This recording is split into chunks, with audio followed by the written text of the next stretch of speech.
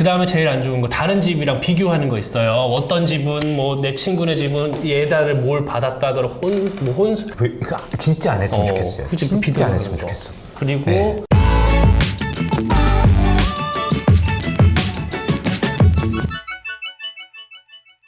자, 인사 한번 드리겠습니다. 여러분 안녕하세요. 안녕하세요. 반갑습니다. 연희정원의 세 번째 컨텐츠 시간이 돌아왔습니다. 네.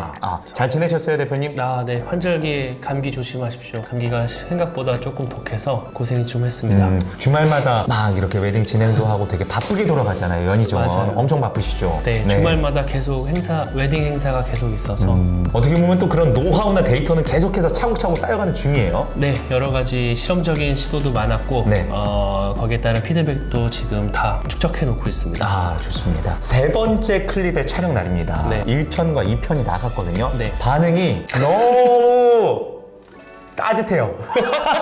근데 껍딱까지 얘기 못 하겠어요. 네. 그때가 네. 촬영한 게 제 기억으로 여름이었어요. 여름이었죠. 한여름이었어요. 예. 그렇죠. 그때는 뭐 웨딩도 사실 비수기고 저도 비수기여서 관리가 좀 잘 안 된 상태였다. 조금 아쉬움은 남지만 차차 나아질 거란 기대감으로 또 도전하게 됐습니다. 열심히 해보죠. 그렇습니다. 네. 어쨌든 간에 알짜배기 정보들을 계속해서 알려주고 계시거든요. 네. 오늘은 어떤 얘기를 해주실지. 지난 시간에 그 상견례 관련해서 조금 더 말씀드렸었는데 네. 카메라를 다 끄고 집에 돌아가면서 생각해보니까 이제 뭐 그런 거 나잖아요. 이제 네. 그때 그 말도 했어야 되는데 얘기할 걸. 못했다. 뭐 이런 것들이 네. 이제 막 스쳐 지나가면서 메모를 막 했죠. 그래서 이런 것도 조금 더 안내드리면 좋지 않을까 해서 조금 덧붙이는 말로 조금 시작을 해볼까 합니다. 신랑 신부님께서 논의하셔야 되는 부분은 이제 장소를 어떻게 정할 것인가 뭐 이런 것들부터 현실적인 부분일 거예요. 근처라면 이제 중간 부분에서 만나거나 교통이 편한 쪽에 있는 좋은 식당을 찾아보시는 게 좋고, 아니면 서로 다른 지역인 경우도 있어요. 예를 들면 뭐 여자 신부 측이 뭐 부산이고 뭐 신랑 측이 서울이고 이러면 근데 결혼식은 서울에서 하기로 했다. 네. 그러면 이제 상견례는 뭐 부산으로 잡는다거나 뭐 약간의 이런 충분한 상의가 좀 필요하다, 조율이 좀 필요하다라는 거, 혹은 이제 한쪽 부모님 연배가 너무 높거나 뭐 거동이 불편하시거나 여러 가지 상황이 있으면 그 정도 배려하는 부분으로 슬기롭게 장소를 정하시면 좋을 것 같다라는 생각이 있었습니다. 그렇죠. 그런 것도 있더라고요. 상견례와는 조금 다른 건데 지방에 신랑 측 부모님이 계시고 수도권에 신부 측 부모님이 계시고 하면 결혼하기 직전에는 필요해는 뭐 지방에 가서 한 번 더 하고. 그쵸. 맞아요. 맞아요. 이런 식으로 왔다 갔다 하면서. 맞아요. 네. 아무튼 슬기롭게 다 조율하시면 좋겠습니다. 방법이 있는 건 아니고 꼭 이래야 좋다 이것도 아니니까 네. 집안 분위기라든지 가족들의 어떤 반응이라든지 이런 거 보시면서 슬기롭게 잘 조율하시면 좋을 것 같습니다. 그런 것도 있다고 하지 않았어요? 사실 제 친동생이 결혼을 했는데 네. 제 친동생은 그 고민 되게 많이 했었거든요. 도대체 가서 무슨 얘기를 해야 되냐? 그쵸. 네. 이게 오디오가 비면 안 되는 거 아니냐? 그쵸. 네. 부담감이 좀 있죠. 네. 잘 주최자로서. 네. 일단은 결혼식 날짜를 정하지 않았다면 그 자리에서 어른분들끼리 자연스럽게 대략 어느 시기쯤 하는 게 좋겠다라든지 대략적인 날짜, 그러니까 구체적으로 뭐 날을 받거나 이런 경우도 있겠지만 그냥 뭉뚱그려서 대략적으로 뭐 가을이면 가을, 뭐 올해 봄이다, 뭐 이런 식으로 정하면 좋고요. 예단이나 혼수 같은 것도 그때 정하기도 합니다. 보통은 예단 혼수 사실은 제 생각에는 뭐 요즘은 거의 없고, 그쵸. 뭐 그게 조금 더 맞는 방향이긴 하지만 진행한다고 하면 그래도 그럼 큰 틀로만 생각해야 돼요. 너무 디테일하게 들어가면 거기서 또 약간 얼굴 붉히는 일이 생길 수도 있기 때문에 최대한 좀 긍정적이고 수월한 것들만 논의하는 거, 그리고 본질은 서로 얼굴 보고 식사하면서 어떤 유대감을 쌓는 거, 이제 가족이 되니까 그런 거에 좀 집중하시면 좋을 것 같습니다. 쉬운 것만 얘기하면 돼요. 저희 그때 얘기한 거 있었어요. 정상회담 같은 자리다. 그렇죠. 예, 실무진들은 뒷단에서 다 얘기 마치고 그렇죠. 그리고 얼굴 보고 웃으면서 이게 맛있네. 네. 저희는 그냥 가벼운 이야기로 하는 거죠. 그러면 제가 여기서 한번 질문을 한번 드려보죠. 좋아요.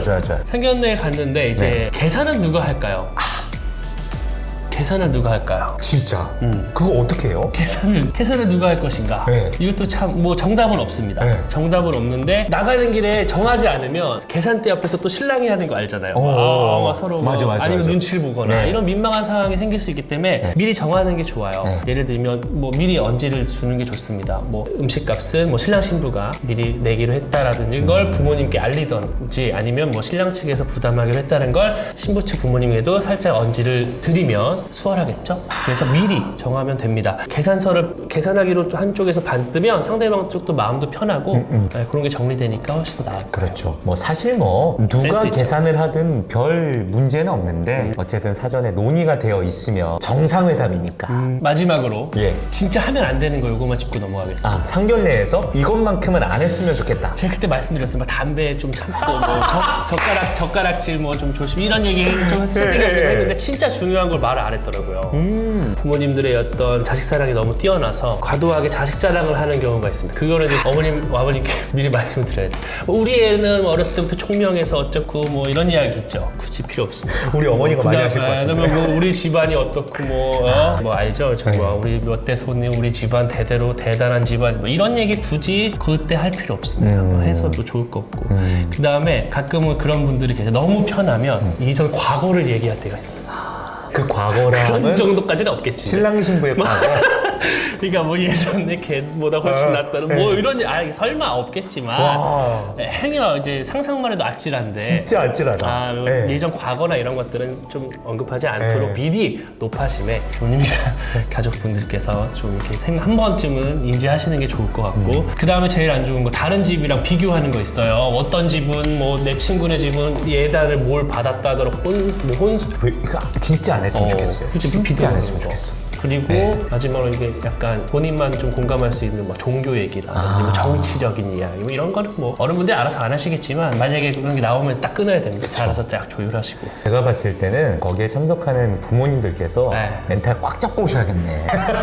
근데 또 너무 편하거나 네. 이렇게 그리고 또 약주를 하시거나 이렇게 하다 보면 또 은연중에 대화가 너무 편해서 갈 수도 있는데 네. 그거를 이제 인지하시고 방향이 조금 틀어졌다 싶으면 이제 빠르게 나와서 이렇게 정리하는 센스도 필요하다. 그 정도까지만 하고 상견례는 마무리될 것 같습니다. 진짜 꿀팁이에요. 제가 유튜브에 상견례 검색해보고 왔거든요. 없어요. 반드시 보셔야 됩니다. 특히나 우리 아버지, 어머니. 아빠, 엄마 보고 계십니까? 네, 그런 거 그냥 잘 조율해 주시면 모두가 즐겁고 행복한 결혼 준비의 첫 시작이 되지 않을까 싶습니다. 좋습니다.